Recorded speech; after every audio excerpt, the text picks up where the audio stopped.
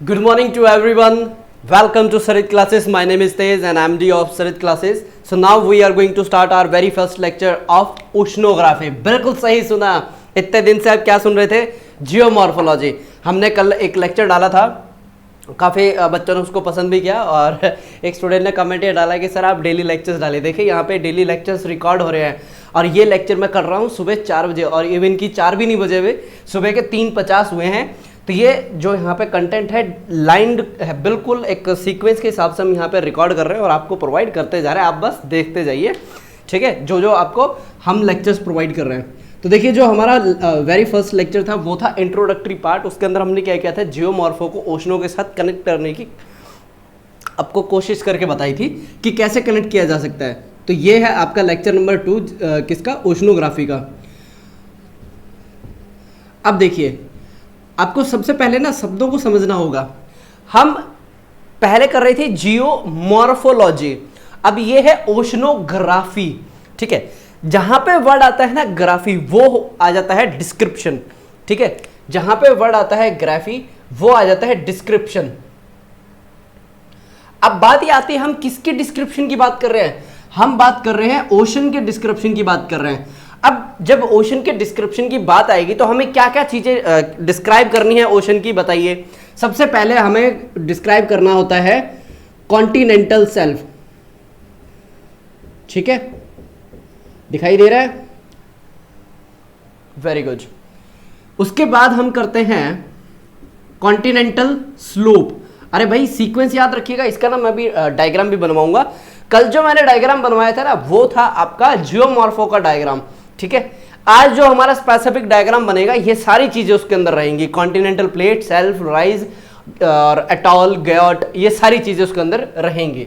ठीक है, continental shelf के बाद क्या आता है, अगर आपने कल की लेक्चर देखा है तो बताइए. बहुत सही जवाब दिया, कॉन्टिनेंटल राइज. कॉन्टिनेंटल राइज के बाद क्या आता है, एबिसल प्लेन.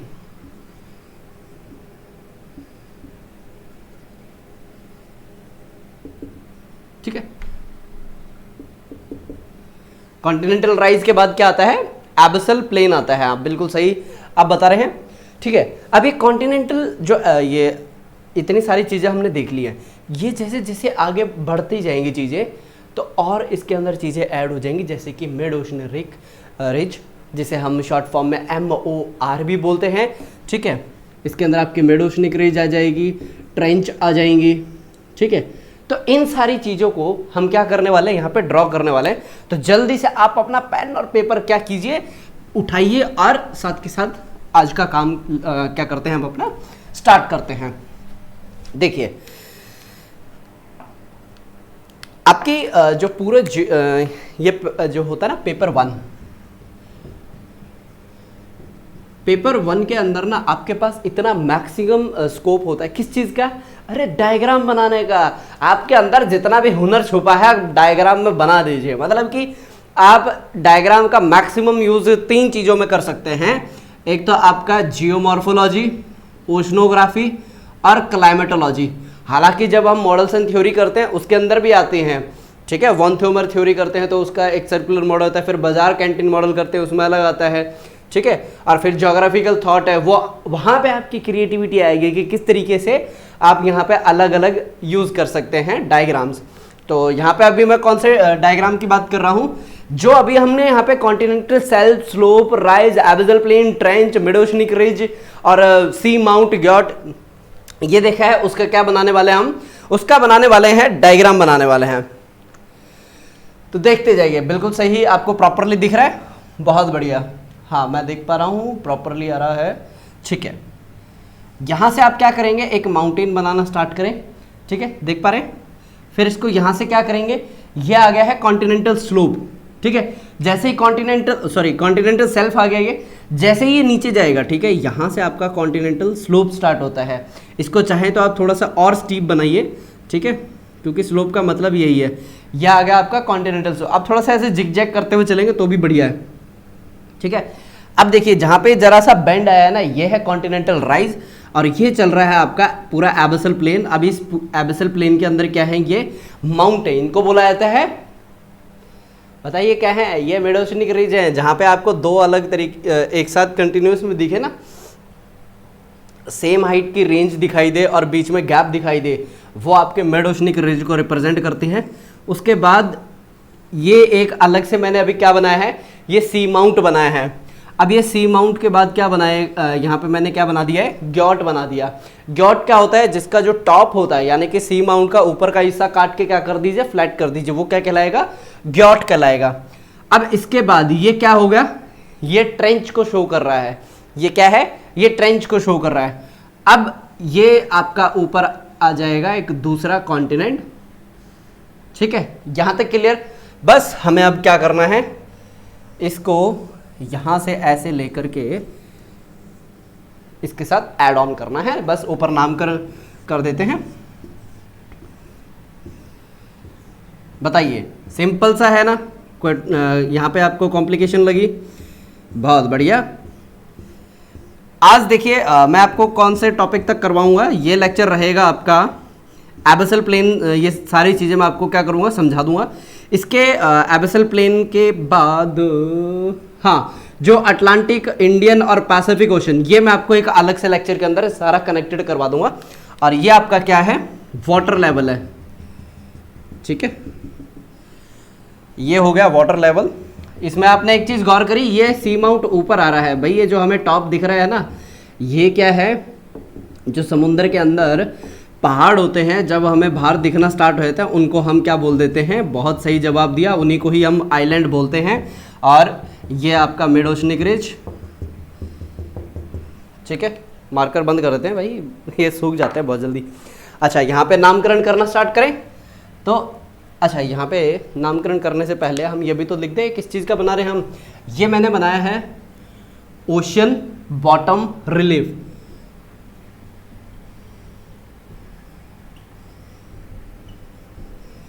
ये है कॉन्टिनेंटल, बिल्कुल सही जवाब दिया, सेल्फ, ठीक है। और ये है कॉन्टिनेंटल स्लोप,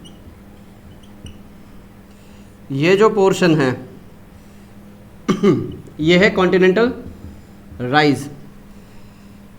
ये दोनों पोर्शन हैं मिड ओशनिक रिज। बहुत सही जवाब दिया आप, यानी चीज़ें याद कर पा रहे हैं। ये क्या है, सी माउंट, क्या है ये, सी माउंट। ये क्या है बताइए, ये क्या है, ये है गयोट। और ये क्या है सबसे नीचे जो है, अरे यही है ट्रेंच, जहां पे आपकी दो अलग प्लेट क्या करती हैं, कोलाइड करती हैं। इसको बोलते हैं ओशियन डीप।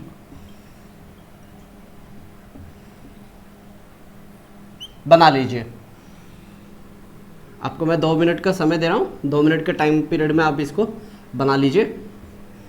आसान है, ज़्यादा कुछ वो नहीं है, ऐसे ही आपको अपने एग्जाम में बनाना है। कर लीजिए तैयार। ज़्यादा नहीं, वहाँ पे बस मैंने उसको नीचे ड्रॉ किया है, ये इस एरिया की मैं बात कर रहा हूँ, ठीक है। ये आया नहीं है कैमरे के अंदर, चलिए मैं आपको दिखा देता हूँ।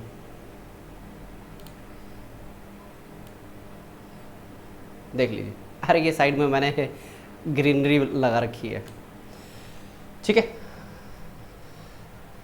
मैं यहाँ पे खड़ा हो जाता हूँ ताकि आप इसको अच्छे से बना पाएँ। कर लिए तैयार, कर लीजिए।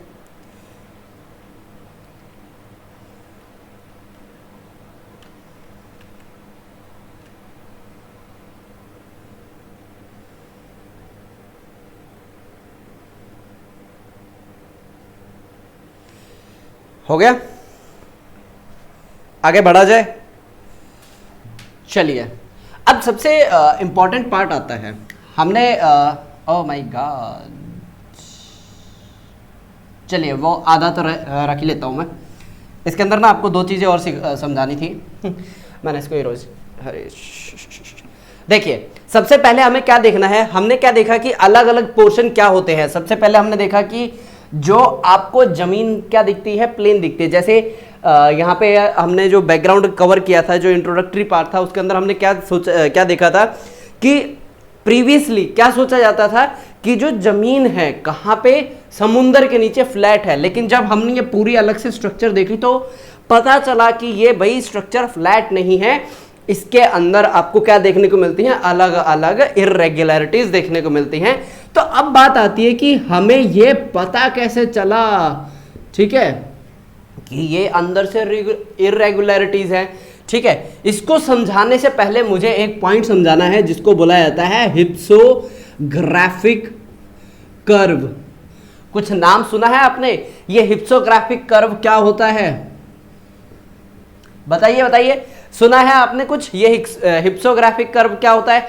अरे ये और कुछ नहीं, सबसे लोवेस्ट पॉइंट और सबसे हाईएस्ट पॉइंट ये कितना है, यही क्या कहलाता है, हिप्सोग्राफी। यानी कि इसके अंदर बात की जाती है हाईएस्ट और लोवेस्ट की। ठीक है, अर्थ के ऊपर जो सबसे डीपेस्ट पॉइंट है, यानी कि लोवेस्ट का मतलब हो गया मरियाना ट्रेंच, और जो सबसे अपर है यानी हाईएस्ट है, उसका क्या नाम हो गया, माउंट एवरेस्ट। ठीक है, ये होता है सिंपल हिप्सोग्राफी। अगर आपसे पूछा जाए हिप्सोग्राफी कर्व, आप इजीली बता देंगे। तो यहां पे हम क्या बात कर रहे थे कि हिप्सोग्राफी कर्व यहां पे डीप और हाई। तो सबसे पहले यहां पे हमारे दिमाग में यही सवाल आया कि जो समुंदर है प्लेन है, ठीक है, लेकिन रियलिटी में पता चला प्लेन नहीं है। तो सवाल फिर दोबारा ये आया कि हमें पता कैसे चला कि भाई प्लेन नहीं है। इसके ऊपर सबसे पहले एक सीरियस एफर्ट किसके द्वारा किया गया था, यह किया गया था पोसाइडनस के द्वारा। किसके द्वारा? पोसाइडनस के द्वारा। और यह किया गया था 85 बीसी के अंदर। अगर यहां पे बीसी का मतलब है before common era, before Christ, ये यूज मत कीजिएगा, ना ही इंटरव्यू में और ना ही ऐसे लिखते वक्त। पता क्यों? क्योंकि ये एक पर्टिकुलर रिलीजन को डिपेक्ट करता है। जब आप एक क्राइस्ट लिखते हैं ना, एक पर्टिकुलर रिलीजन को डिपेक्ट करता है। तो यहाँ पे हम क्या कर रहे हैं, स्टडी कर रहे हैं। स्टडी में किसी एक पर्टिकुलर रिलीजन को डिपेक्ट नहीं होना चाहिए, इसलिए अब इसको बोलते हैं बिफोर कॉमन एरा। यहाँ तक क्लियर? अब इसके अंदर क्या है, पोसाइडनस ने एक आइडिया दिया कि भैया नीचे क्या नहीं है, प्लेन नहीं है, इसके अंदर आपको इरेगुलरिटीज मिलेंगी। इसी तरीके से जब टेलीग्राफ की लाइनें बिछाई जा रही थी, तब भी उनको पहली बार पता चला कि हाँ भाई नीचे कुछ तो है गड़बड़। ठीक है, वही सीआईडी वाला सीन, दया कुछ तो गड़बड़ है। ठीक है, तो पता चला कि भाई यहाँ पे कुछ इरेगुलरिटीज है। कहाँ पे पता चला था? मैप के अंदर मैं वो सारी चीजें आपको बताऊंगा, लेकिन इसके अंदर कुछ बेसिक चीजें हैं। दूसरी क्या है बेसिक चीज? आपको ये पता होना चाहिए कि जब हम जमीन के ऊपर कुछ नापते हैं, उसको यूज करते हैं किसके अंदर, बताइए बताइए। जब जमीन पे हम कुछ नापते हैं, उसको फुट के अंदर नापते हैं। यही चीज अगर हम किस में नापें, समुंदर में, उसको बोला जाता है फैटम। क्या बोला जाता है? फैटम डिनोट किया जाता है। ठीक है, और 1 फैटम इज इक्वल टू, बताइए, 3 फीट। 3 फीट, बिल्कुल सही जवाब दिया, 3 फीट होता है। ठीक है, अब देखिए जितने भी हमारे पास मैक्सिमम इंफॉर्मेशन आई थी, यहाँ पे पोसाइडनस का सबसे पहला अटेम्प्ट था, और इसके बाद हमारे पास जो एक बोलते हैं ना कि डिटेल्ड स्टडी किनके द्वारा की गई थी, HMS चैलेंजर के द्वारा। और ये स्टडी हुई थी 1872 के अंदर स्टार्ट हुई थी। ठीक है, HMS चैलेंजर का जो ये एक्सपीडिशन था 1872 के अंदर स्टार्ट हुआ था, यानी कि 1872 के अंदर स्टार्ट हुआ था। यहाँ पे एक और बताया गया था, अप एंड लो पार्ट कौन सा है, यानी कि फर्स्ट सिस्टमेटिक बैथोमेट्रिक मेजरमेंट। ठीक है, लिख लीजिए, इनके द्वारा क्या की गई थी, पहली सिस्टमेटिक बैथोमेट्रिक। बैथोमेट्रिक वही होता है जो अभी तक हमने हिप्सोग्राफी के बारे में देखा है। ठीक है, बैथोमेट्रिक कर्व।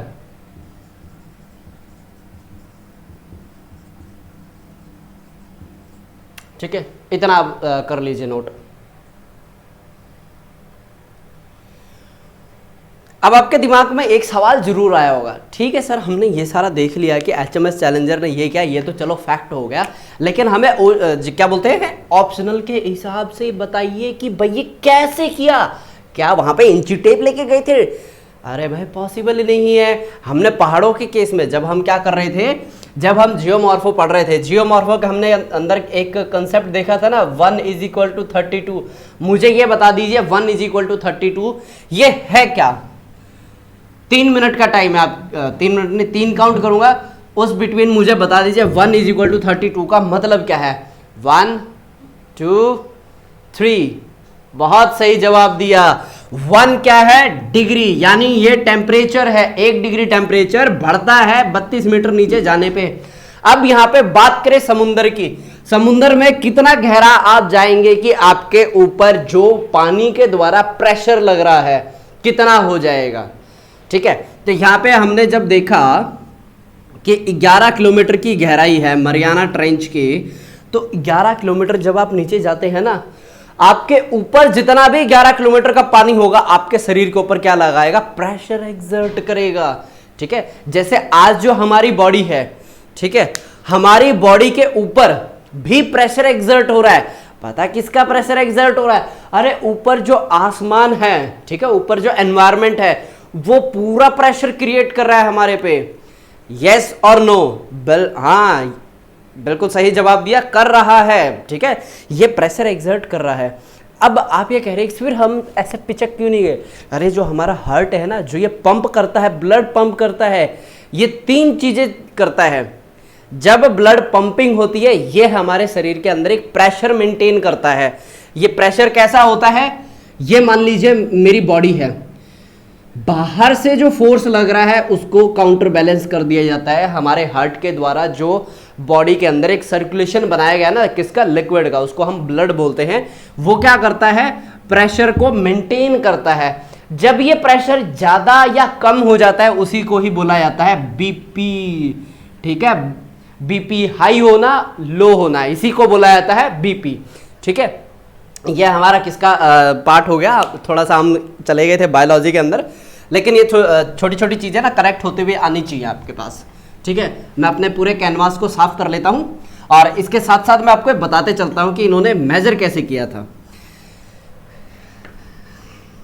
देखिए, सबसे पहली चीज आती है, आपने ये तो सुना होगा कि अगर आप आवाज को छोड़ते हैं, आवाज की एक टेंडेंसी है वो टकरा के वापिस आती है। बताइए, होता है ना, जिसको हम इको बोलते हैं। ठीक है, और आवाज की जो एक स्टडी होती है उसको एकॉस्टिक बोला जाता है। मतलब आवाज के लिए जो शब्द यूज किया जाता है एकॉस्टिक यूज किया जाता है।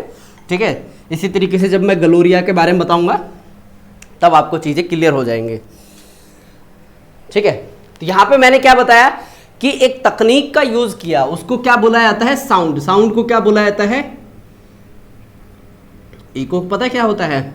मान लीजिए ये चेयर अप कर रहा है दीवार के सामने, या फिर कई बार ऐसा हुआ है आप कुएं के अंदर ऊ कीजिए, वो वापस रिफ्लेक्ट होकर आपके पास आती है।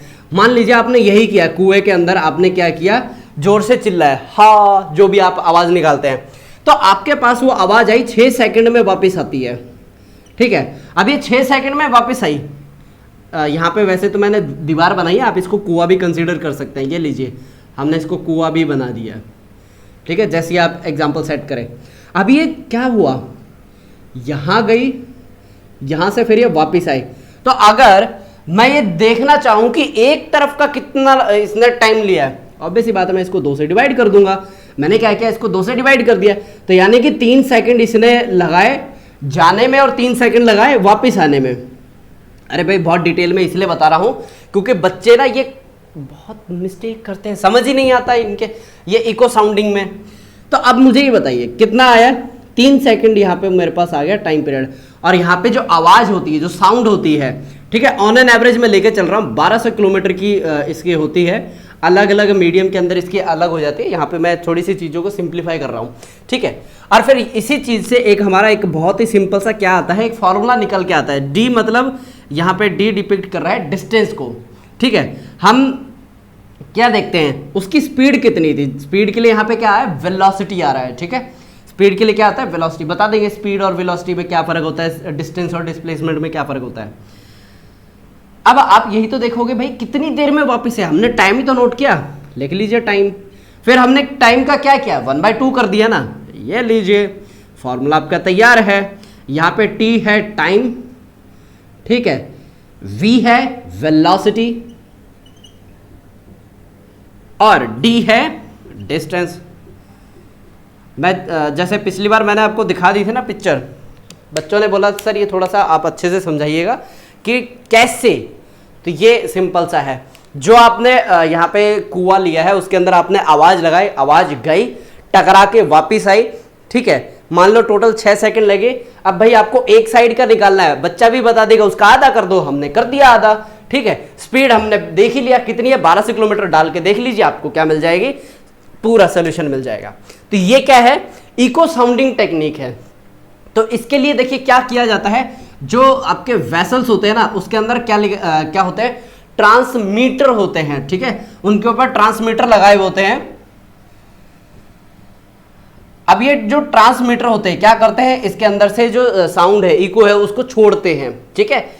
और जो ये सिग्नल जाता है, ठीक है, जो ये साउंड सिग्नल जाता है उसको क्या बोलते हैं, पिंग बोला जाता है। क्या बोला जाता है, पिंग बोला जाता है। और जब ये टकरा के वापिस आती है, क्या होती है, जब ये टकरा के वापिस आती है तब हमें पता चलता है कि ये कितनी दूर से आई है। और एक और चीज बताऊं, ये जो आवाज है टकरा के दोनों चीजों से आएगी, जो आपके मरीन ऑर्गेनिज्म है ना उससे भी टकरा के वापस आती है, और जो नीचे माउंट हैं उनसे भी ये टकरा के वापस आएगी, ठीक है।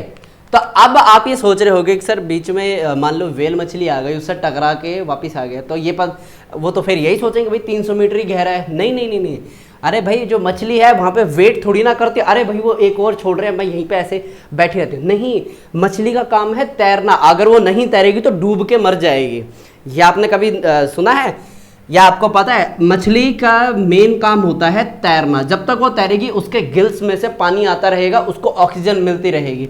इसलिए जब यहाँ पे ट्रांसमीटर से आवाज़ छोड़ी जाती है, हमें डेप्थ के बारे में ही क्यों पता चलता है, क्योंकि यहाँ पे जो मरीन ऑर्गेनिज्म है वो आगे पीछे मूव करते हैं। ऐसा नहीं है कि यहाँ पे एक बार ही आवाज़ छोड़ी जाती है, कंसिस्टेंट क्या की जाती है, छोड़ी जाती है। ये आप ये अपना डायग्राम बना लीजिए इतना सा। तो एक मैं आपको एक सिंपल सा सरल सा आसान सा एक डायग्राम मैं आपको यहाँ पे बना के दे देता हूँ, ठीक है। इस वेसल को हम क्या कंसिडर कर रहे हैं, मेरे अभी भी डायग्राम ना थोड़े टेढ़े से जाते हैं।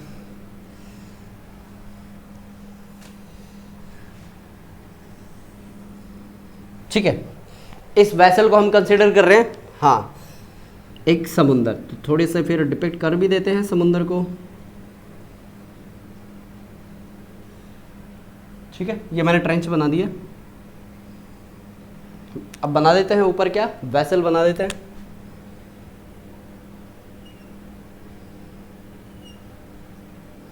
अब ये वेसल क्या कर रहा है, नीचे आवाज छोड़ रहा है। ये आ गया यहाँ पे इसका ट्रांसपोंडर, आवाज इसने नीचे छोड़ी, अब ये आवाज आई ऊपर की तरफ आई।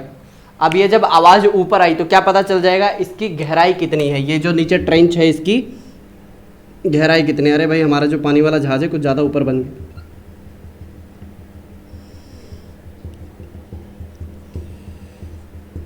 तो देखिए इस डायग्राम में क्या क्या हमें चीज़ें दिखाई दे रही हैं। यहाँ पे आपका है साउंड रिसीवर,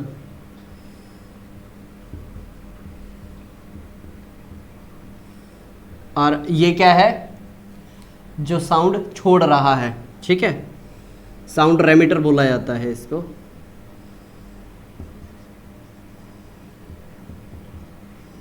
चलिए डायग्राम अपना तैयार कर लीजिए, हो चुका है ये, डन।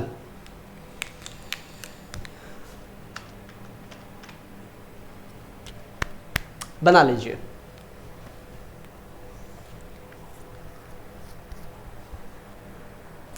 हो गया। चलिए हमने क्या किया, थोड़ा सा ये ना बेसिक है, इसके ऊपर आज थोड़ा एक्स्ट्रा टाइम देके चलेंगे, ठीक है। दूसरा आता है, यहाँ पे हमने क्या किया है, इको समझ लिया। अब इसके बाद जो सेकंड नंबर पे आता है ना उसको बोलते हैं पीडीआर टेक्निक। क्या बोलते हैं, पीडीआर। मतलब बेसिकली होता है ये सोनार का ही पार्ट है, ठीक है। ये होता किसका है, सोनार का पार्ट होता है।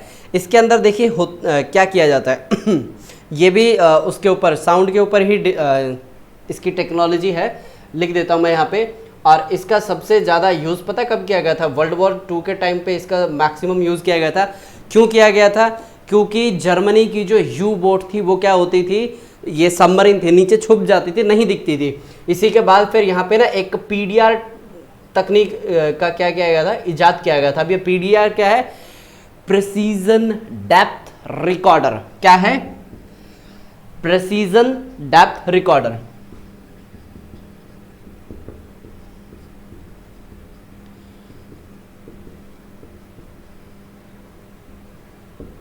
ठीक है।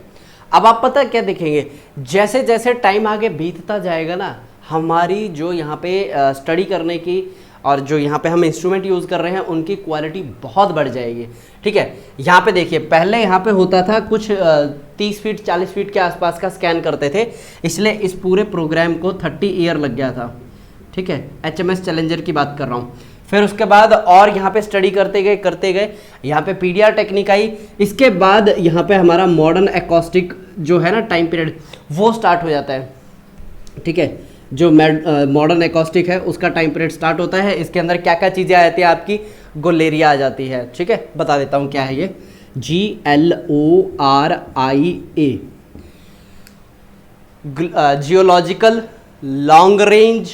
Geological long range inclined acoustical instrument. दोबारा से बोल रहा हूँ, geological long range inclined acoustical instrument, ये है फुल फॉर्म ग्लोरिया की। इसके बाद आता है मार्क। इसके बाद क्या आता है? मार्क। इसके लिख लीजिए आप, mapping and remote sensing characterization. Mapping and remote sensing characterization.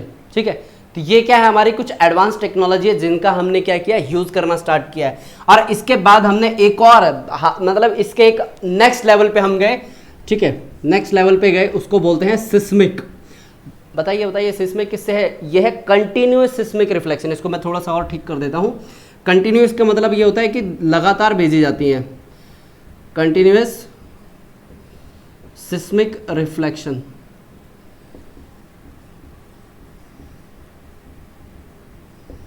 ठीक है, अब इस कंटिन्यूअस सिस्मिक रिफ्लेक्शन से क्या होता है, जो ये आपका समुद्र है ना, यहाँ पे जो चट्टाने हैं वो उसका भी पता चल जाता है। और साथ के साथ अगर कोई चट्टान यहाँ पे है ना, यानी कि अंदर भी जो आपका एबिसल प्लेन है उसके अंदर भी अगर कोई चट्टान है उसके बारे में भी पता चल जाता है, जो कंटिन्यूअस सिस्मिक जो यहाँ पे वेव छोड़ी जाती हैं। ठीक है, समझ गए? यानी कि यहाँ पे मैं अंदर की बात कर रहा हूँ, ये मेंटल तक की बात हो रही है। ठीक है, मॉडर्न एकॉस्टिक, ये दो आपने समझ लिए। फिर उसके बाद यहाँ पे कंटिन्यूअस। इसके बाद एक और आती है, सैटेलाइट को कैसे भूल गए भैया आप? जैसे आपका यहाँ पे लिख देता हूँ मैं,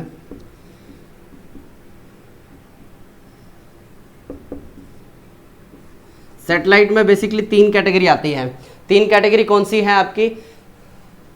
सैट, ठीक है, सैट, रीसैट, जियोसैट।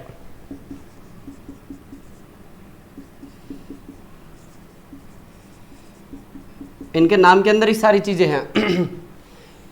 रीसेट मतलब रिमोट सेंसिंग वाली है ये। ठीक है, जब हम सैटेलाइट वाला अलग से साइंस एंड टेक के अंदर करेंगे तो उसके अंदर आपको मैं अलग अलग आपको चीज़ें बता दूंगा। ठीक है, यहाँ तक बताइए। ये तो था, हमने किस चीज़ के बारे में गौर किया कि भाई हमने ये जो गहराई हमारे पास अवेलेबल है, हमने ये गहराई कैसे देखी? क्या हमने फित्ते से नापा? नहीं, हमने सबसे पहले क्या यूज़ किया? इको टेक्निक, यानी कि साउंड का यूज़ किया। साउंड के टेक्निक का यूज़ करके हमें 30 साल लग गए। ठीक है, उसके बाद और थोड़ा सा हमने क्या किया? इंप्रूव किया। पिंग देख लेना क्या होता है, पिंग होती है। अगर आज कभी आप नेट की टेस्टिंग करेंगे ना कि आपके फ़ोन में कितनी स्पीड आती है, वहाँ पे भी पिंग लिखा आता है। पिंग का मतलब ये होता है आपके फ़ोन से जो डेटा गया है वहाँ से वापस आया है। ठीक है, वो एक पूरी एक जो लाइन होती है ना, उसको पिंग बोला जाता है। उसके बाद सोनार बताया था, वर्ल्ड वॉर 2 के अंदर पीडीआर टेक्निक का यूज़ किया जा रहा है, प्रेसिजन डेप्थ रिकॉर्डर। एग्जाम में ये सारी चीज़ें नहीं आती है, लेकिन इन चीज़ों को यूज़ कैसे करना है ये आपको आना चाहिए।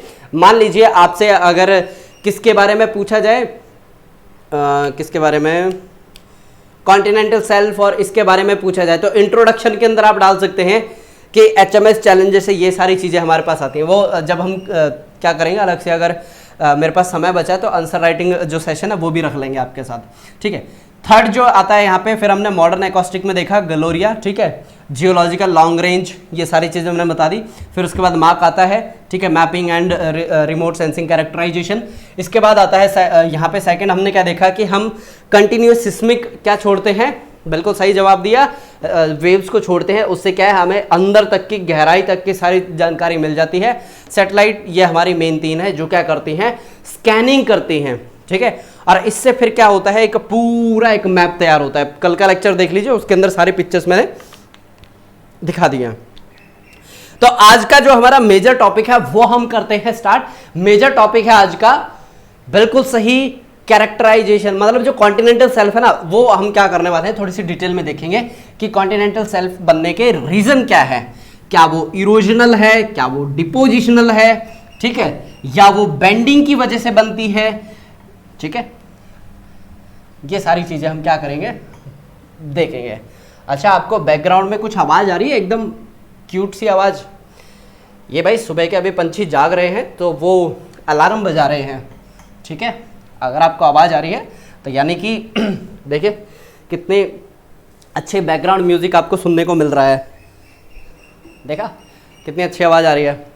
इसके बाद हम क्या करेंगे, जो कॉन्टिनेंटल सेल्फ है उसको देखते हैं कि कॉन्टिनेंटल सेल्फ बेसिकली होता क्या है, ठीक है। अगला जो हमारा जो टॉपिक है वो है कॉन्टिनेंटल सेल्फ।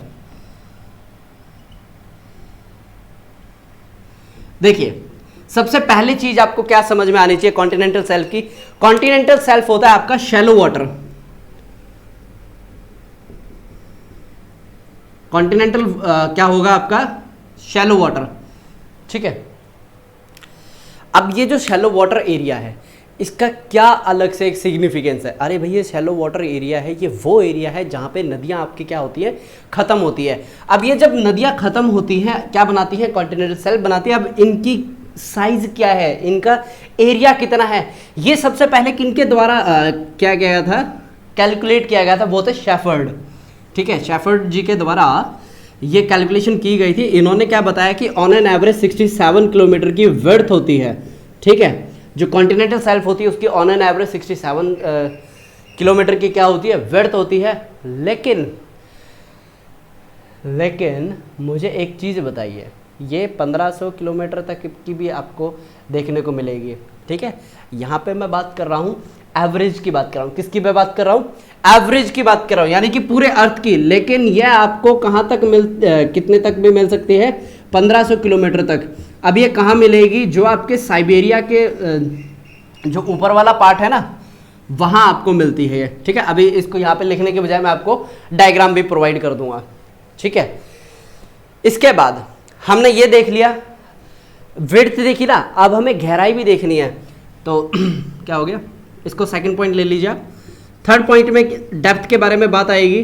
तो इसकी गहराई कितनी होती है, 200 फैटम होती है। देखते हैं किसका मैथ कितना फास्ट है। अरे भाई 200 फैटम इज इक्वल टू कितने फीट, बताइए बताइए। 3, 1, 2, 3। अरे क्या बात है, बिल्कुल लाइन से सही आंसर आ रहे हैं कि सर अभी तो आपने बताया 1 Phantom is equal to 3 feet, तो यह कितना हो जाएगा, 200 फीट। बिल्कुल सही जवाब ना। अरे 600 फीट होगा, इतनी गलती कैसे हो सकती है, ठीक है। ये तो होगी डेप्थ। फिर आता है स्लोप।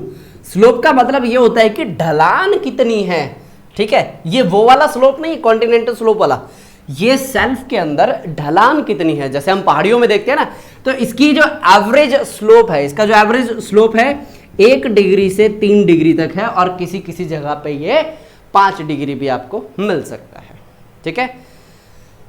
सबसे इंपॉर्टेंट फीचर क्या है, यहां पे कोई भी आपको क्या नहीं मिलेंगी, बताइए, हिल नहीं मिलेंगी। क्या ये स्टेटमेंट सही है, गलत है? कॉन्टिनेंटल शेल्फ में आपको किसी भी तरीके की कोई पहाड़ियां नहीं मिलेंगी, कोई भी आपको वैली नहीं मिलेगी। ये गलत, मतलब ये जो स्टेटमेंट है सही है, गलत है? गलत है, ठीक है। समुद्र के बीच के ऊपर आप जाते हैं, वहाँ पे आपको मिलते हैं, लेकिन उसके अंदर कुछ छोटी छोटी पहाड़ियाँ भी होती हैं, इतनी नहीं होती है कि आपको हिंडर करें नेविगेशन के अंदर, ठीक है। ये जो कॉन्टिनेंटल जो शेल्फ है वो फ्लैट नहीं होता है, ठीक है, वो फ्लैट नहीं होता है। ये तो हो गई इसकी कैरेक्टराइज। अब मुझे ये देखना है कि पूरे वर्ल्ड में इसका डिस्ट्रीब्यूशन क्या है। तो क्या बनाया जाए, मैप तैयार किया जाए इसके वर्ल्ड के डिस्ट्रीब्यूशन का। कुछ नहीं करना, इसके अंदर हम क्या करेंगे, वर्ल्ड के डिस्ट्रीब्यूशन में एक मैप बना लेते हैं। और मैप तो पता है आप कितने माहिर हैं बनाने में, ठीक है। ये बनाया हमने, बिल्कुल आराम आराम से बना रहा हूँ। अरे मेरे साथ मैं जब पढ़ाता था क्लास में बच्चों के साथ रेस लगाते थे, कुछ बच्चे तो मेरे से पहले बना लेते थे।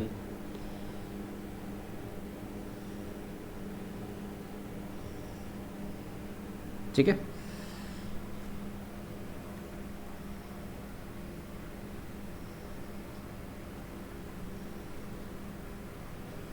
साथ के साथ बनाते जाइए भाई, जितनी मैप की प्रैक्टिस करेंगे उतना ही बेटर है।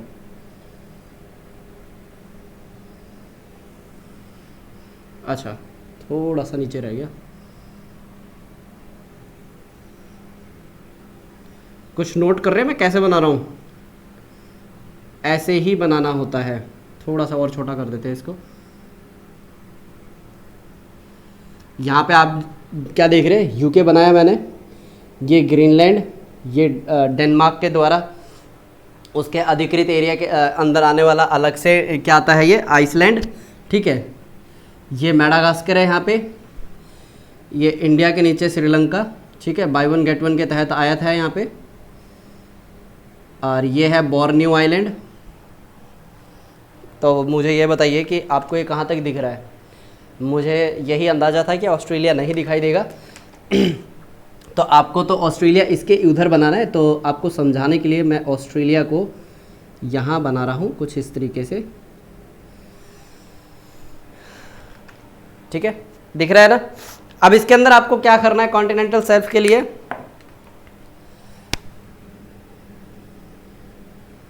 यहाँ पे सबसे ब्रॉड बनाना है आपको, ठीक है। कॉन्टिनेंटल शेल्फ क्या बनाना है, थोड़ा सा ब्रॉड बनाना है, इसको टच मत करना, ठीक है। यहाँ पे क्या बनाया आपने, कॉन्टिनेंटल शेल्फ को ब्रॉड बनाया। इधर से ऐसे लेते आते जाइए। और एक और चीज़ आप क्या देखेंगे, जहाँ पे दो प्लेटें क्या कर रही है, कोलाइड कर रही है ना, वहाँ पे कॉन्टिनेंटल शेल्फ ना के बराबर मिलता है। दिखाता हूँ कहाँ पे। आपने पेरू चिली ट्रेंच के बारे में सुना है ना, देखा है ना, कहाँ पे है वो यहाँ पे है। देख रहे हैं, ना के बराबर यहाँ पे क्या है, कॉन्टिनेंटल शेल्फ है। ऐसा ही आप इसके चारों तरफ बना लीजिए, कॉन्टिनेंटल शेल्फ आ जाएगी, ठीक है। ये जो ब्लू है ना, ब्लू जो मार्कर मैं यूज़ कर रहा हूँ, ये कॉन्टिनेंटल शेल्फ को डिपिक्ट कर रहा है। एक्चुअली ये यहाँ पे इस तरीके से आपको करना है।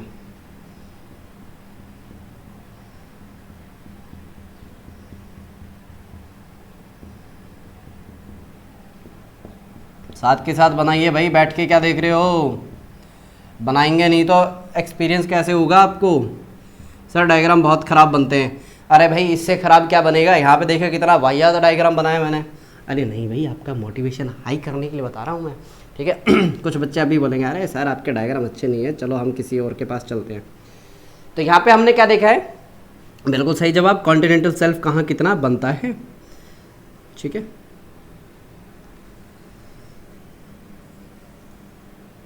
ठीक है, यहाँ तक हो गया, वेरी गुड। बोर्नियो के लिए अपना अलग सा आप बनाइएगा।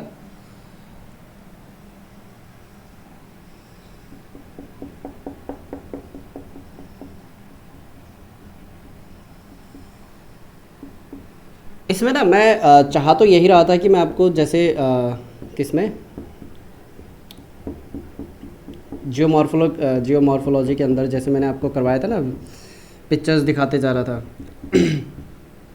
यहाँ पे फिर काफ़ी सारे बच्चों ने बोला कि सर डायग्राम ना बनाने आ नहीं रहे हमें, तो आप कुछ मदद कर दीजिए। तो ठीक है जी, हम आपको एक्स्ट्रा एफर्ट लगा के यहाँ पे डायग्राम भी ड्रॉ करके देते हैं। मैं तो बस आपका टाइम बचा रहा था, लेकिन ऐसे टाइम बचाने का क्या फ़ायदा है कि आपको वो चीज़ें क्लियर ही ना हो, ठीक है। और अगर आप इस डायग्राम का नाम लिखना चाह रहे हैं वो भी बता देते हैं, आप क्या लिखें, ठीक है। ये जो डायग्राम है ये किसको शो कर रहा है, पूरी दुनिया के अंदर। हाँ, इसके चाहे ऊपर आप लिख लीजिए world distribution of continental shelf.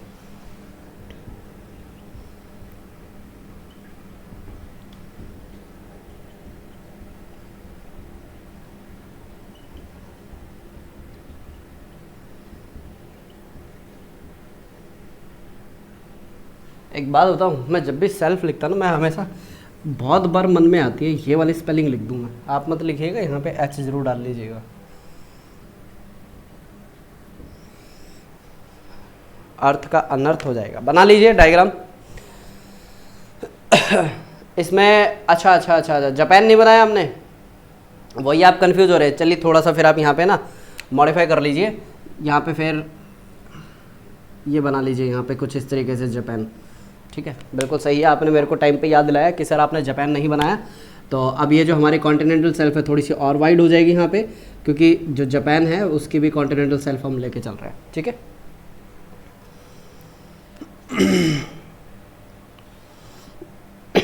देखिए मेरे पास जगह नहीं बची थी इसलिए ये मैंने ऑस्ट्रेलिया यहाँ पे बनाया, नहीं तो एज़ पर जो राइट मैपिंग है ना, ऑस्ट्रेलिया आपका आता है इंडोनेशिया, जावा, सुमात्रा के जो ये 3 आइलैंड्स है ना, उसके नीचे उसके बाद आता है।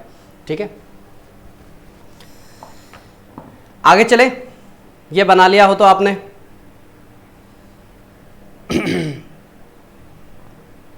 टाइम चाहिए, ठीक है, ले लीजिए आप टाइम। अब देखिए यहां पे जो सबसे पहले हमने क्या देखा कि कॉन्टिनेंटल सेल्फ कहाँ कितनी गहराई तक है, शेफर्ड के द्वारा। कहाँ गया भाई शेफर्ड, ये रहा। शेफर्ड ने क्या किया था, इसको कैलकुलेट करने की कोशिश की थी। अब शेफर्ड ने इसको कैलकुलेट करने की कोशिश की।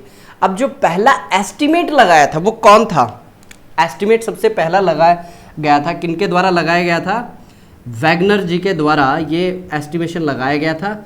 लेकिन वैगनर का जो एस्टिमेशन था इतना प्रॉपर बोलते हैं ना कि सेट बैठा नहीं, तो इसके बाद आते हैं कोशिनिया। ठीक है, वैगनर के बाद कौन आते हैं, अरे डबल एस है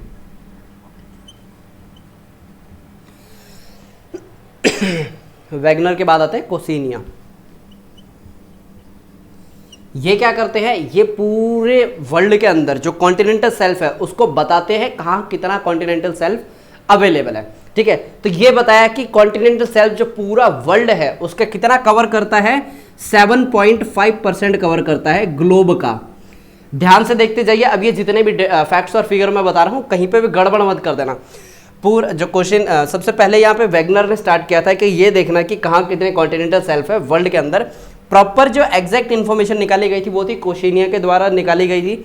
अब ये कोशिनिया ने क्या बताया कि पूरी धरती का 7.5% जो सी का एरिया है ना पूरी धरती के अंदर, उसका 7.5% क्या है आपका कॉन्टिनेंटल शेल्फ है। अब जो ये 7.5% है ये आगे जाके अलग अलग जो महासागर है उसके अंदर डिवाइड हो जाते हैं। सबसे पहला आता है 13.3 आता है, 5 लिखने वाला था मैं, 13.3, और ये है अटलांटिक। ठीक है, मैं शॉर्ट फॉर्म में लिख रहा हूं ए। इसके बाद आता है पैसिफिक। ठीक है, पैसिफिक का है 5.7, पैसिफिक का है 5.7, पी लिख देता हूं यहां पे। इसके बाद आता है इंडियन ओशन, इंडियन ओशन का है 4.2%। तो देखिए यहां पे ये एग्जैक्ट जो फिगर्स है ना इनको याद रखिएगा, क्योंकि जब हम क्या करेंगे अटलांटिक, पैसिफिक, इंडियन ओशन, उसके अंदर ये डेटा हम वहां पे यूज करने वाले हैं। यहाँ पे क्या किया हमने, थोड़ा सा बैकग्राउंड बिल्ड किया है कि कॉन्टिनेंटल सेल्फ बेसिकली है क्या, ये आई कहाँ से। अब हम क्या करने वाले हैं, कॉन्टिनेंटल सेल्फ को और थोड़ा सा डिटेल में देखने वाले हैं कि कॉन्टिनेंटल सेल्फ अरे भाई एग्जिस्टेंस में आई कैसे, क्या वो चेंज इन सी लेवल की वजह से था, या वो इरोजनल टाइप थी, या वो डिपोजिशनल टाइप थी। ये सारी चीजें हम क्या देखने हैं, स्टेप बाय स्टेप आगे देखने वाले। डायग्राम भी बनवा दूंगा मैं आपको हर एक पॉइंट्स के। ठीक है, बना लिया आपने यहाँ तक कॉन्टिनेंटल सेल्फ का, ये भी लिख लिया होगा आपने। ठीक है, फैटम कैरेक्टराइजेशन क्या होती है। ठीक है, ये आपने वर्ल्ड का मैप भी बना लिया होगा क्या। इसके बाद हम आगे चले, बहुत बढ़िया। अब हम क्या देख रहे हैं कि जो कॉन्टिनेंटल सेल्फ है, ठीक है, आप चाहे तो हेडिंग डाल लीजिए ओरिजिन। ठीक है, ओरिजिन की बात करने वाले हैं अभी हम। इसको साफ कर देता हूं मैं। बस ये है कि कन्वेंशनल है ना, मैं चाह तो रहा था यहाँ पे स्मार्ट बोर्ड लगा लूँ, ठीक है, लेकिन ना स्मार्ट बोर्ड में एक चीज़ होती है, जैसे ही मैंने यहाँ पे स्मार्ट बोर्ड लगाया ना, मैं फिर पेड क्लासेस मुझे ना मजबूरी में करनी पड़ेंगी, क्योंकि फिर उसकी ना ऑपरेशन कॉस्ट बहुत ज़्यादा आ जाती है। ऑपरेशन कॉस्ट मतलब वो एक तो बिजली बहुत खाता है वो, ठीक है, और भी फिर उसके बहुत हिडन चार्जेस होते हैं उसको जब यूज़ करते हैं ना, इसलिए बस ये है कि यहाँ पे इरेज करते वक्त थोड़ा सा एक्स्ट्रा टाइम लग जाता है। इतना तो मुझे पता है, आप बहुत सियाने बच्चे हैं, इतना तो एडजस्ट कर ही लेते हैं, क्योंकि भाई जब आप कोचिंग इंस्टीट्यूट में जाते हैं मेन मज़ा तो तभी आता है जब मार्कर से लिखा जाए। ठीक है, अभी हम बात कर रहे हैं ओरिजिन की। अब ये जो ओरिजिन है इसके अंदर हम 4 देखने वाले हैं, जो 4 अलग अलग यहाँ पे हम देखेंगे ओरिजिन। एक तो है चेंज इन सी लेवल। क्या है? चेंज इन सी लेवल, इस तरीके से हम देखेंगे।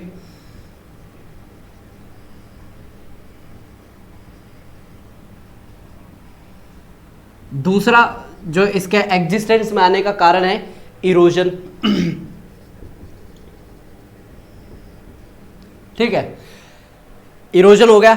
अब ये इरोजन होगा किस तरीके से, इसके बाद हम ये भी देखेंगे कि ये इरोड होके कहां पे डिपॉजिट होगा। ठीक है, क्योंकि भाई डिपोजिशन से भी तो बनता है, क्योंकि बहुत सारी नदियां क्या करती है अपना सेडिमेंट ले जाके जमा करती हैं। इसके डायग्राम बना के दे दूंगा मैं आपको। ठीक है, राइटअप माफ़ी चाहूँगा, इसमें राइटअप प्रोवाइड नहीं हो पाएगा, लेक्चर बहुत लंबा हो जाएगा।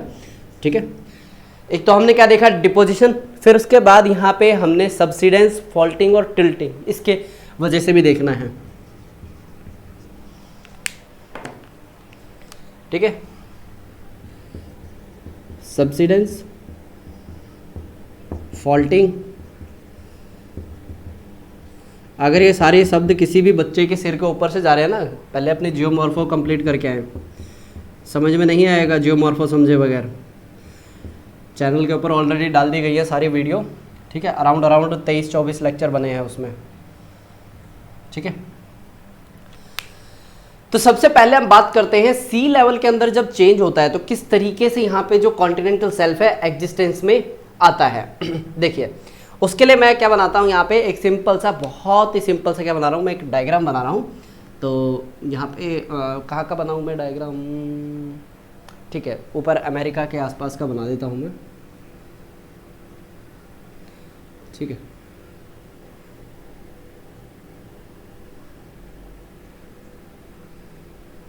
बस इतना ही चाहिए हमें। अब देखिए यहाँ पे हम कौन से टाइम पीरियड का बना रहे हैं, ये जो कॉन्टिनेंटल शेल्फ बनी थी प्लिस्टोसिन ग्लेशिएशन के पीरियड में। और हमें ये पता है जैसे ही ग्लेशिएशन शब्द आता है, ग्लेशिएशन में क्या होता है भाई, पानी पीछे रिट्रीट करता है। ठीक है, पानी रिट्रीट क्यों करता है, वो पूरा जो पानी है जमा हो जाता है किसमें, ग्लेशियर्स के अंदर। ठीक है, तो ये लीजिए, ये निर्माण हो गया है किसका, बिल्कुल सही जवाब दिया, कॉन्टिनेंटल शेल्फ ये बन के तैयार है। और इस कॉन्टिनेंटल शेल्फ के बनने के पीछे का कारण क्या है, ये कॉन्टिनेंटल शेल्फ आपकी बनी है ड्यूरिंग प्लेस्टोसीन ग्लेशिएशन में, ड्यूरिंग प्लेस्टोसीन। दिख रहा है ना आपको?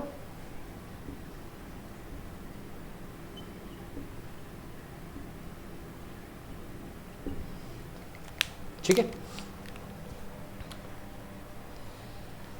दोबारा से बताता हूं होता क्या है।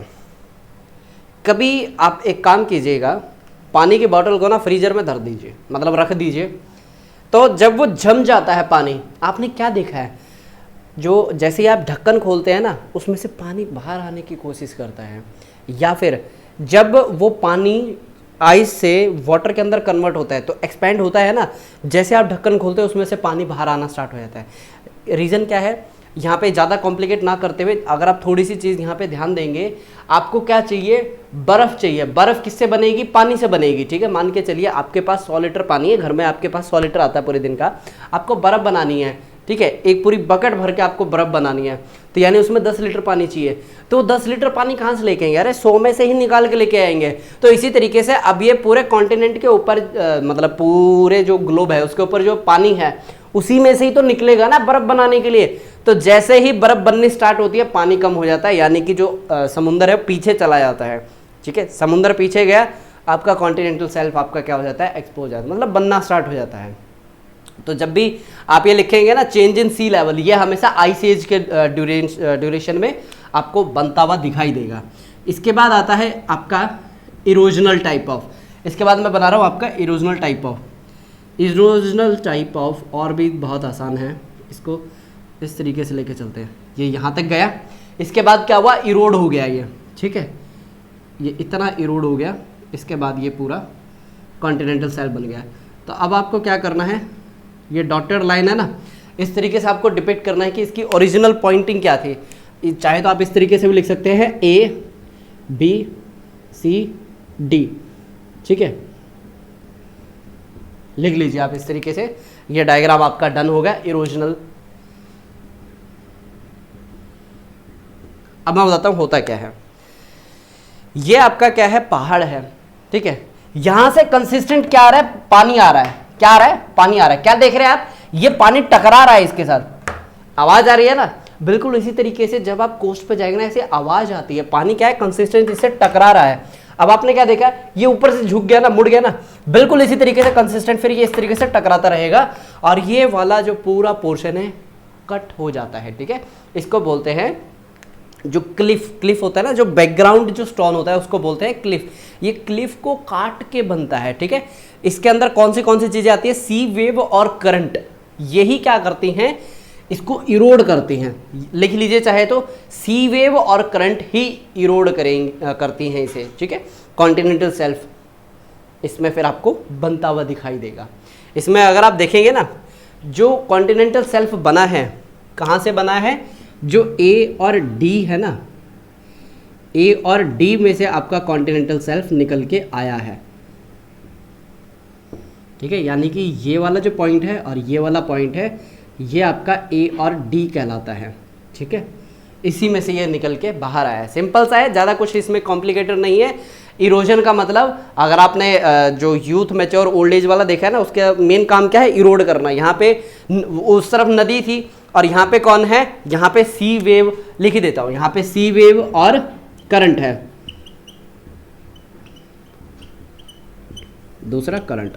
अरे बिजली वाला नहीं, समुद्र की जो लहरें होती हैं जो एक पर्टिकुलर डायरेक्शन में चलती हैं, उनको करंट बोला जाता है, ठीक है। जब हम करेंगे ना ओशनिक करंट, तब आपको मैं और बेहतर तरीके से बता दूंगा। अच्छा, आप चाहें तो ना, ये जो हमने ABCD लिखा है इसकी मार्किंग भी ले लीजिए ताकि आपको कन्फ्यूजन ना हो। तो इसके अंदर जो AD है, AD किसको डिपिक्ट कर रहा है, जो ओरिजिनल था, जो ओरिजिनल स्लोप था ना, उसको डिपिक्ट कर रहा है, ओरिजिनल स्लोप। उसके बाद चलिए मैं इसको यहाँ से मिटा देता हूँ, अदरवाइज आप कंफ्यूज हो सकते हैं कि ये एरो क्या डिपिक्ट करे। मैंने तो बस ये दिखाने के लिए है। अब जो B और C है, यानी कि ये वाला, ये क्या है, क्लिफ है। क्लिफ क्या होता है, बैकग्राउंड स्टोन, मतलब एक ऐसी खड़ी चट्टान, ठीक है, जिसको काटा गया है पानी के द्वारा, ठीक है। फिर उसके बाद आता है CD, यानी कि यहाँ से ये क्या है, सेल्फ। बताइए, ये सिंपल आपको समझ में आ गया। इरोजनल समझ में आ गया तो डिपोजिशन भाई और भी जल्दी समझ में आ ही जाएगा। कैसे डिपोजिशन कैसे होता है, जमने से, ठीक है। डिपोजिशन कैसे होगा, यहाँ पे मैं बना देता हूँ। ये आपका सिंपल सा हो गया माउंटेन, इसमें कोई इरोजन नहीं होगा। अब जो आ रही हैं कौन, नदियाँ, कौन आ रही हैं, नदियाँ अपने साथ क्या लेके आ रही हैं, सेडिमेंट लेके आ रही हैं। वो सेडिमेंट को यहाँ पे क्या करेंगी, डिपॉजिट करना स्टार्ट कर देंगे। सेडिमेंट का क्या कर रही हैं, यहाँ पे डिपॉजिट करना स्टार्ट कर रही हैं। अब यही सेडिमेंट आगे चल के क्या बना देगा, एक कॉन्टिनेंटल शेल्फ का निर्माण कर देगा, ठीक है। ये लीजिए, बन गया आपका यहाँ पे कॉन्टिनेंटल शेल्फ, डन, ओके। नीचे आप चाहे तो लिख लीजिए continental shelf due to deposition, बस। एग्जाम्पल, जैसे आपकी ईस्टर्न कोस्ट ऑफ रिवर हो गई, माउथ ऑफ मिसिसिपी रिवर हो गया, और आप इसके अंदर बहुत से लिख सकते हैं। जैसे ईस्टर्न कोस्ट में अगर आप, ये तो ज़्यादा ब्रॉड हो जाएगा, इसमें आपका जो गंगा है, ब्रह्मपुत्र है, और जो आपका सुंदरवन डेल्टा है वो बनता है, ठीक है। वो फिर डेल्टा वाले श्रेणी में चला जाता है, ठीक है। बना लीजिए, सिंपल सा डायग्राम है। फिगर का नाम मैंने बता दिया है कि ये है continental shelf due to glaciation, हो गया। अब इसके बाद मेन है, वो है सब्सिडेंस और टिल्टिंग। देखिए यहाँ पे ध्यान से देखिए, सब्सिडेंस और टिल्टिंग होता क्या है। ये मान के चलिए ये एक पूरा कॉन्टिनेंट है, ठीक है, ये एक पूरा कॉन्टिनेंट है और ये पूरा कॉन्टिनेंट टहलने पे निकला हुआ है, ठीक है, किसकी, अर्थ की क्या कर रहा है, घुमाई कर रहा है। तो ये अब क्या कर रहा है, घूमते घूमते घूमते घूमते घूमते घूमते घूमते घूमते आगे आया। अब यहाँ पे क्या है, पुलिस वाला खड़ा, अरे चलान काटूंगा अपना, मेरा लाइसेंस दिखा, ये बोला नहीं दिखाऊंगा, चलान दिखा, नहीं दिखाऊंगा। अब ये कोशिश करता है पुलिस वाले से भिड़ने की, क्या है पुलिस वाले से जीत पाएगा, नहीं जीतेगा। तो ये लीजिए जेब खाली हो गई इसकी, यानी कि अब ये क्या हुआ है, जेब खाली, यानी कि टकराव हुआ है। अब ये टकराव किस में हुआ है, पुलिस वाले में, पुलिस वाला स्ट्रांग है तो ये ना तो आगे जाएगा घूमने के लिए, ठीक है, और इसको सजा क्या मिली है भाई, ये जो तेरे पास एक्स्ट्रा हिस्सा था ना, यानी सिंपल भाषा में समझाऊँ, ये सीधा गया, ये इंडियन प्लेट है और ये यूरेशियन प्लेट है। यूरेशियन प्लेट के साथ क्या होता है, कोलिजन, कोलिजन इतना स्ट्रॉन्ग था कि ये जो वेस्टर्न घाट है, ठीक है, वहाँ से क्या होती है, हमारी प्लेट टूट के इस तरीके से पानी में चली जाती है। और आपने क्या देखा है, जो अभी वेस्टर्न घाट है जहाँ से मानसून टकरा के आगे बढ़ता जाता है, बढ़ता जाता है, ठीक है, किस तरीके से बताता हूँ। ये हो गया आपका वेस्टर्न कोस्ट, ठीक है, और इसके अंदर सॉरी ये तो हम पूरा इंडिया बना दिया मैंने।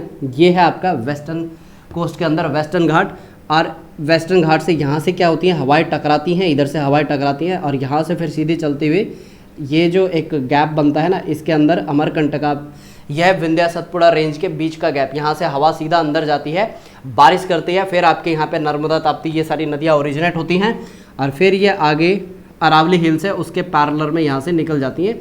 ये सारी चीज़ें बहुत डिटेल में मैं आपको समझाऊंगा, ठीक है, यहाँ तक कोई समस्या, कोई प्रॉब्लम, बहुत बढ़िया। टिल्टिंग समझ में आ गया, टिल्टिंग कैसे होता है, इसके अंदर ये सीधी आगे आगे आगे आगे जाती जाएगी और फिर लास्ट में क्या होगा, कोलिजन हुआ है, कोलिजन की वजह से जो सीधी लाइन थी ना वो क्या हो जाएगी, बेंड हो जाएगी, सीधी जो यहाँ पे प्लेट थी वो क्या हो गई, बेंड हो गई। ये इसी बेंडिंग की वजह से, ठीक है, इसी बेंडिंग की वजह से आपको क्या दिखेंगी, कॉन्टिनेंटल शेल्फ बनते हुए दिखाई देंगे। क्या सर इसका कोई डायग्राम नहीं है, अरे भैया इसका कोई डायग्राम आप कैसे बनाएंगे, फिर थोड़ा सा कॉम्प्लिकेट हो जाएगा कि आप उसको टकराते हुए दिखा रहे हैं, ठीक है। इसके बाद जो हमारा मेन जो टास्क है यहाँ पे हो चुका है आज का, ठीक है। चलिए मैं आपको 20 मिनट लेके एक्स्ट्रा ना कुछ चीज़ें और क्लियर कर देता हूँ, ठीक है। चलिए मैं थोड़ा सा अपने यहाँ पे कैनवास को एडजस्ट कर लेता हूँ। एक जो मेन पॉइंट है ना वो मैं आपको बता देता हूँ कि जो कॉन्टिनेंटल शेल्फ है उसका यूसेज क्या है, ठीक है। ये बताइए, इसको दोबारा रिपीट करूँ, चलिए आपके कहने पे मैं इसको दोबारा रिपीट कर देता हूँ। हमारा मेन काम क्या था, सबसे पहले हमने कॉन्टिनेंटल शेल्फ के फीचर क्या होता है वो समझा, भाई शैलो होता है, 1 से 3 डिग्री तक का आपको क्या मिलेगा, स्लोप मिलेगा, ठीक है।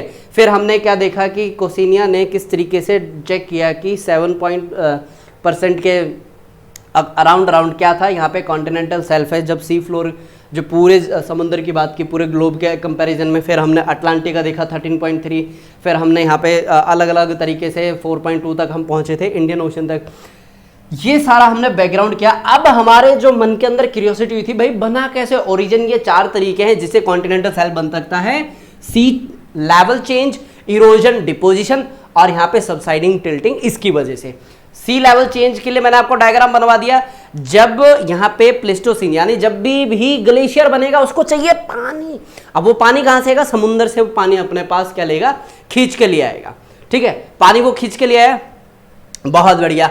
अब इसके बाद क्या होगा, यहाँ पे कॉन्टिनेंटल शेल्फ का निर्माण होगा। दूसरी तरफ आता है इरोजनल। इरोजनल में क्या होता है, समुद्र का पानी कंसिस्टेंट ऐसे आगे आता जाएगा, तो यहाँ पे इसको इरोड कर दिया जाएगा। ये मैंने पूरी नामिंग यहाँ पे करवा दिया, नामकरण करवा दिया है। उसके बाद आता है डिपोजिशन। डिपोजिशन किसके द्वारा होता है, जो नदियाँ अपने साथ भर भर कर सेडिमेंट लेके आती है वो इधर डिपोजिट होना स्टार्ट हो जाता है। यस और नो, ठीक है। यहाँ पे नदियों का रोल ज्यादा है, यहाँ पे सी वेव का रोल ज्यादा है, यहाँ पे ग्लेशियर का रोल ज्यादा है, यहाँ पे इनका खुद का ही रोल ज्यादा है। यानी कि जो कॉन्टिनेंट है उसी के अंदर ज्यादा खलबली मची है कि चलो घूम के आए, ठीक है। उस चक्कर में बेचारे के यहाँ पे क्या हुआ, आधा टूट के नीचे चला गया। इंडियन प्लेट की मैं बात कर रहा हूँ। इसके बाद क्या करने वाले हैं, हमने ओरिजिन देख लिया, सब कुछ देख लिया। अरे भाई क्या इसका कोई फायदा है, बहुत बड़ा फायदा है। आपको पता है इंडिया के अंदर तेल 85% इंपोर्ट होता है। अभी इंडियन गवर्नमेंट का पूरा फोकस किस चीज़ पे है, अरे ढूंढो, तेल इंडिया के अंदर ही ढूंढो, मिलेगा। अरे ढूंढने से तो भगवान भी मिलता है, ऐसी कहीं पे स्टेटमेंट मैंने पढ़ी थी। ये तो फिर भी तेल है, ये बात तो सही है भाई, ढूंढने से तो भगवान भी मिलता है, ये तो फिर भी तेल है। तो अब यहाँ पे क्या आता है, एक्सप्लोरेशन चालू होता है। तो बहुत अजीब अजीब तो क्या होगी, अरे बहुत इंसाइटिंग चीज़ हमें पता चलती हैं। तो यहाँ पे हेडिंग क्या होगी, यहाँ पे हम देख रहे हैं यूजेज के बारे में देख रहे हैं, ठीक है, हम यूजेज के बारे में देख रहे हैं। और यूजेज किसकी देख रहे हैं, कॉन्टिनेंटल शेल्फ की देख रहे हैं। अरे फिर दोबारा वही एच ध्यान से निकल जाता है। तो जब यहाँ पे एक्सप्लोरेशन स्टार्ट हुई ना, तो पता चला कि भाई यहाँ पे बहुत सारे मिनरल रिसोर्सेज हैं, मेटेलिक नोड्यूल्स हैं, ठीक है। जैसे हमारे जो इंडस्ट्रीज़ होती हैं उसके लिए जो मिनरल चाहिए यहाँ पे एकदम अबंडेंट अमाउंट में है। गैस हाइड्रेट यहाँ पे मिलते हैं। सारी चीज़ें मैं आपको ना स्टेप बाय स्टेप लिखवा देता हूँ।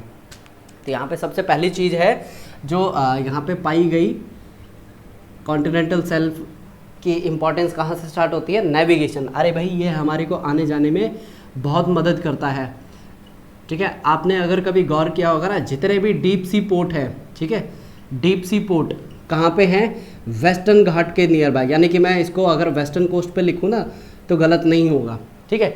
तो जितने भी हमारे नेविगेशनल पॉइंट है कहाँ पे है, वेस्टर्न कोस्ट पे, क्योंकि वो नेचुरली बिल्ट है और वहाँ पे कोई भी जो नदी है ज़्यादा वहाँ पे क्या नहीं कर पाती, सिल्टेशन नहीं कर पाती, ठीक है।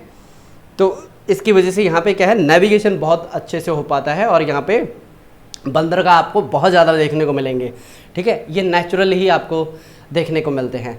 इसके बाद आपको सबसे मेजर इंपॉर्टेंट क्या देखने को मिलेगी, अरे भाई किसी भी चीज़ को बनाने के लिए क्या चाहिए, मिनरल्स चाहिए, ठीक है। बिना मिनरल के आप नहीं कुछ कर पाएंगे। तो यहाँ पे आपको अबंडेंस अमाउंट में क्या देखने को मिलता है, मिनरल रिसोर्सेस देखने को मिलते हैं।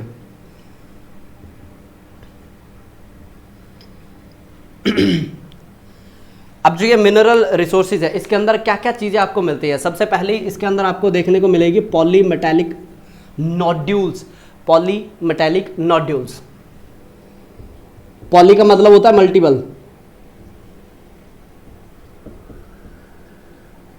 डन। अब ये जो पॉलीमेटेलिक नोड्यूल है इसके एग्जांपल्स कोई आप बताएं, आप में से कोई, बिल्कुल सही बताया, cobalt rich polymetallic nodule Indian ocean के अंदर मिला है, ठीक है। Cobalt rich. अरे भाई और ज़्यादा अगर एक्सप्लोरेशन करेंगे तो आपको और चीज़ें यहाँ पे मिलेंगे। तो ये हो गया मिनरल रिसोर्सेज के, यहाँ पे हमें किस तरीके से यूजफुल करते हैं। किसी भी कंट्री के सुपर पावर बनने के पीछे 3-4 चीज़ें इंपॉर्टेंट होती है। सबसे पहला उसका साइंस एंड टेक, ठीक है। अब साइंस एंड टेक किसके ऊपर होता है भाई, मिनरल्स के ऊपर होता है। उसके ऊपर जो रिसर्च होती है उसी से ही ये सारी चीज़ें डेवलप होके आती हैं। उसके बाद क्या आता है, एनर्जी रिसोर्सेज। उसके बाद क्या आएगा, एनर्जी रिसोर्स।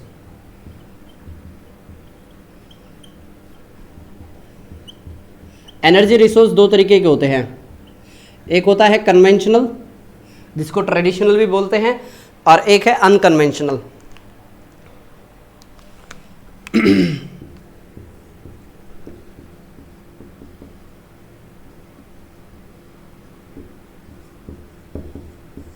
बता देता हूं ये कौन से होते हैं। कन्वेंशनल में तो वही फॉसिल फ्यूल निकालो खुदाई करके, ठीक है, उसको बर्न आउट करो और फिर उसको यूज़ करना स्टार्ट करो। ये तो हो गया आपका कन्वेंशनल, यानी कि फॉसिल फ्यूल मिलते हैं भाई, बहुत मिलते हैं यहाँ पे। आपको पता हो जो बॉम्बे हाई है जहाँ से क्या निकालते हैं हम, तेल निकालते हैं, गोदावरी बेसिन है जिसको केजी बेसिन भी बोला जाता है। ये कहाँ पे, कॉन्टिनेंटल शेल्फ के ऊपर ये बनाया हुआ है, ठीक है, फॉसिल फ्यूल। फिर उसके बाद आता है आपका अनकन्वेंशनल। अनकन्वेंशनल में आ जाती है टाइडल, मतलब जो बोलते हैं ना कि पानी के अंदर आपने देखा होगा कुछ इस तरीके से गोल गोल चक्कियाँ लगाई होती हैं, ठीक है, tidal and wave energy, tidal and wave energy. और स्विट्जरलैंड, नॉर्वे, फिनलैंड, इनके कोस्ट के ऊपर पता कैसे क्या सेटअप किया गया है, कुछ इस तरीके से बनाया गया है। ये यहाँ से खाली किया हुआ है और इधर से खाली किया हुआ है। ये बीच में क्या लगाई है, एक टरबाइन लगाई है, ठीक है, बीच में क्या लगाई है, टरबाइन लगाई है।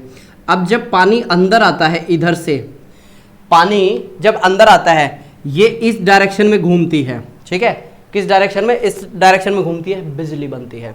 जब पानी क्या करता है, रिट्रीट करता है, भाई समुद्र का पानी यही तो होता है, पहले आगे आता है फिर पीछे जाता है। जब वापस जाता है तो यहां से क्या आती है, हवा आती है, ठीक है, क्या आती है, हवा आती है। हवा क्या करती है, इसको इस डायरेक्शन में घुमाती है, ठीक है, इस डायरेक्शन में, ऐसे तो गलत हो जाएगा, ऐसे ज़्यादा सही लगेगा, इस डायरेक्शन में घुमाएगा। यानी कि ये अलग से क्या बनाई है, टरबाइन बनाई है। इसमें पानी जब आता है और जाता है, दोनों तरफ क्या बनती है, बिजली बनती है। यही यहाँ पे जो मैंने लिखी है चीज़, उसका ये एक फाइन एग्जाम्पल है, ठीक है। क्योंकि जैसे जैसे पानी कोस्ट के पास आता है ना, वो और ज़्यादा शैलो होता जाता है, ठीक है, और उसकी हाइट, ताकत और ज़्यादा बढ़ती जाती है।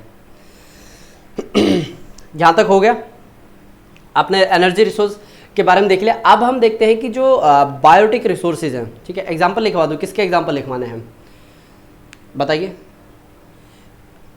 टाइडल एनर्जी के, ठीक है। ये यहाँ पे आप लिख लीजिए, लिख नहीं लीजिए, बना ही लीजिए आप,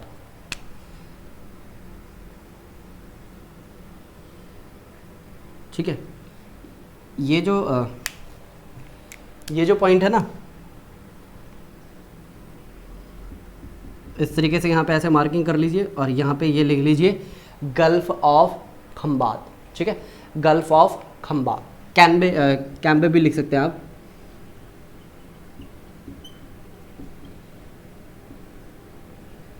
ठीक है, गल्फ ऑफ कैम्बे। इसके नीचे लिख लीजिए टाइडल और वेव का, ये काफ़ी बढ़िया एग्जांपल है। और यहाँ पे आप इधर इस एरिया को कुछ इस तरीके से ऐसे ब्लैक से डॉटेड करके ना, आपके पास कोई भी पेन हो, यहाँ पे आप लिख सकते हैं बॉम्बे हाई। और ये किस चीज़ के लिए फेमस है बॉम्बे हाई, फॉसिल फ्यूल के लिए,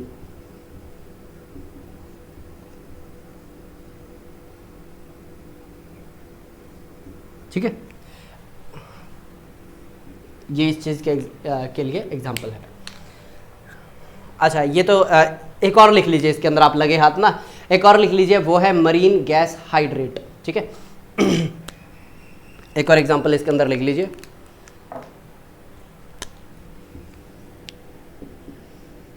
मरीन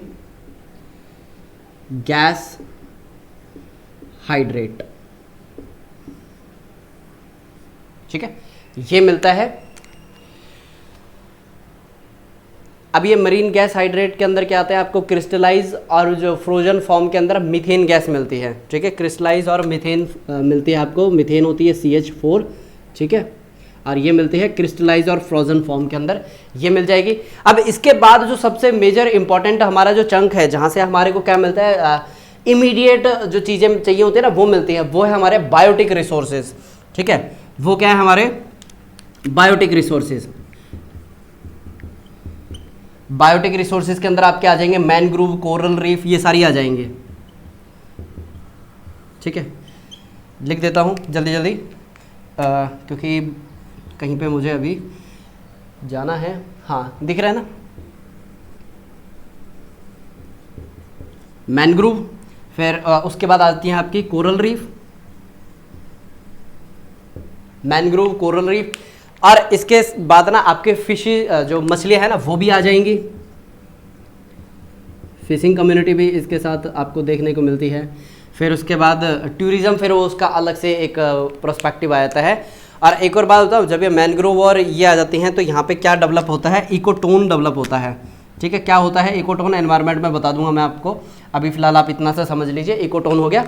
अब ये जो इकोटोन है, क्या होता है इकोटोन, बेसिकली यहाँ पे दो जो अलग अलग यहाँ पे इकोसिस्टम में आके मिलते हैं, ठीक है। बस इतना अभी आप समझ लीजिए, बाकी मैं आपको अगले लेक्चर में और थोड़ा सा बता दूंगा। और यहाँ पे फिर आपको क्या मिलेगा, बायोडाइवर्सिटी बहुत ज़्यादा रिच मिलेगी। बायोडाइवर्सिटी रिच का मतलब यहाँ पे बहुत ज़्यादा वेराइटी ऑफ आपको एनिमल्स आपको मिलेंगे, ठीक है, क्लियर।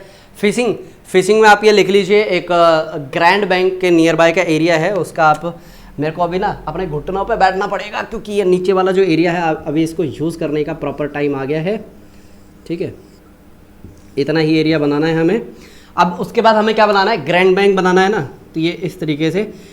अच्छा, बस अभी आप थोड़े देर के लिए इतना बेसिक याद रख लीजिए, यहाँ पे ब्लू डिपिक्ट कर रहा है ठंडे को, यानी कि कोल्ड वाटर है, और ये किसको डिपेक्ट कर रहा है, वार्म को डिपेक्ट कर रहा है। और जो ये एरिया होता है ना जहाँ पे ये दोनों मिक्स होते हैं, इसको बोला जाता है यहाँ पे मैक्सिमम फिशिंग जोन माना जाता है, क्योंकि यहाँ पे जो क्या बोलते हैं, मछलियों के लिए जो न्यूट्रिएंट्स होते हैं नीचे से ऊपर आते हैं, ठीक है। यहाँ पे मछलियाँ आपको सबसे ज़्यादा मिलेंगी, और ये एरिया क्या कहलाता है, ग्रैंड बैंक कहलाता है, ठीक है। ये ग्रैंड बैंक का एरिया है। और ये जो ब्लू वाली है ना, ब्लू वाली है लैब्राडोर, ब्लू वाली कौन सी है, लैब्राडोर करंट है। और ये गल्फ स्ट्रीम है आपके, ठीक है। वैसे तो इसको नॉर्थ अटलांटिक ड्रिफ्ट बोलते हैं, अभी आप इसको गल्फ स्ट्रीम लिख लीजिए, फिर आप थोड़े से कंफ्यूज होंगे क्योंकि और आगे भी जाती है, ठीक है। जब हम इसका कंसेप्ट स्टार्ट करेंगे तब मैं आपको बता दूंगा, ठीक है। यहाँ पे मैं लिख ही देता हूँ new found land, new found land, इसी को ही बोला जाता है ग्रैंड बैंक, ठीक है। क्या बोला जाता है, ग्रैंड बैंक। यहां तक क्लियर, हमने फिशिंग देख लिया। और जो हमारी ये जो है ना मैनग्रूव और कोरल, ये हमारे को क्या करते हैं और जो हमारे को सर्विसेज प्रोवाइड करते हैं, जैसे कि हमारे को बिल्कुल सही बताया, जब ये स्टॉर्म सर्ज आता है क्या होता है आगे बता दूंगा मैं आपको। स्टॉर्म सर्ज हो गया, सुनामी हो गया, और जब ये हाई वेव्स आती हैं उनसे क्या करती है, हमारे को ये बचाती है। जैसे कि 2004 की जो सुनामी थी उसने हमारे को मदद की, इन सारी चीज़ों से बचाया हमारे को, ठीक है। ये डायग्राम आप बना लीजिए। यहाँ तक आपका क्या होता है, यूजेज वाला जो पोर्शन है वो होता है ख़त्म।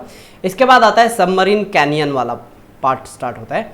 सबमरीन कैनियन का क्या करवाऊंगा मैं आपको नेक्स्ट लेक्चर के अंदर करवा दूंगा।